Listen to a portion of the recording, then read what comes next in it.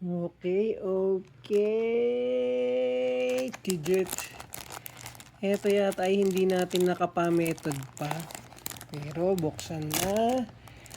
At dalawa na lang ang hinahanap natin. Yung rayo na puti. So dapat puti yung ilalim niya. Tsaka yung chunli na pula. Pula nga ba yun? Anyway, silip. Oh, ay, brown.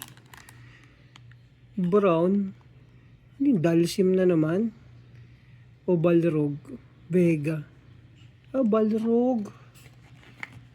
Yun, no? Sa susunod, magkakapana tayo para mas mapalapit tayo sa hinahanap natin na rayo. Kaya, thank you.